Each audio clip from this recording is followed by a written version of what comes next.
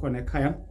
Umbukelo okhona ekhaya inhlanhla iyalungiswa. Umbukelo okhona ekhaya kangangokuba ngisho even ekhaya ebaleni inhlanhla mbukelo khona ekhaya uyilungisa ekhaya ukuba abantu bazalwa ekhaya balotsholwe baganwe bashade thula imisebenzi baphumele empilweni ngoba seba khona abantu abaganga wathakathaka bavala baye kuba bangaphumeli kuphi empilweni. Mbukelo khona ekhaya umuntu ozalwe nenhlanhla uthi into ethintako ibe impumelo kuwe futhi ikhanye, kodwa ke ngabantu abanomona futhi nangabantu abafisela okuhle base bakuvala mbukelo okhona ekhaya. Ukhuluma nje ngokumanje qeda isikole but still awucashwa uthola umsebenzi konke ukuthi akuzama kuvele kuphele nje ube ngathi ukuthele ngani nge-acid.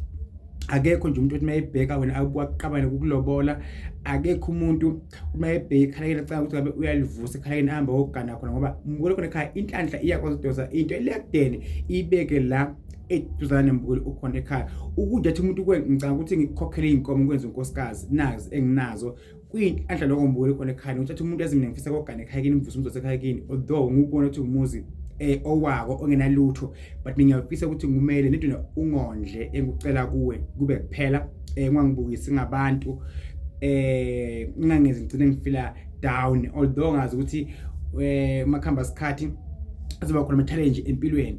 Uyabona ukuthi lokho mbukelo khona ekhaya kuyinhlanhla kahle kahle kuyisibusiso esivela kuNkulunkulu esivela kuphi emathongeni. Umuntu kumele ukuthi noma ehlezi akwazi ukuba asumele impilo yakhe ayilungise imbukelo khona ekhaya. Angikubona ukuthi uthola imali phansi inhlanhla leyo mbukelo khona ekhaya.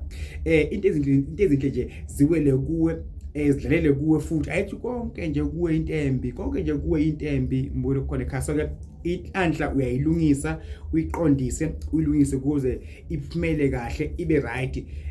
Donseke into ezinhle zodwa kuphi empilweni yakho. Udlamini sempumalanga umthandazo uthi kuwe doors are open iminyango ivuleka. Siyahlola online video call WhatsApp sithi imali engakakuhlola siphosele odlozala ekhaya size kuwena sithi ivuleka minyango uvuleka inhlanhla. Inkosi nibusise, ngithanda kakhulu. Amen.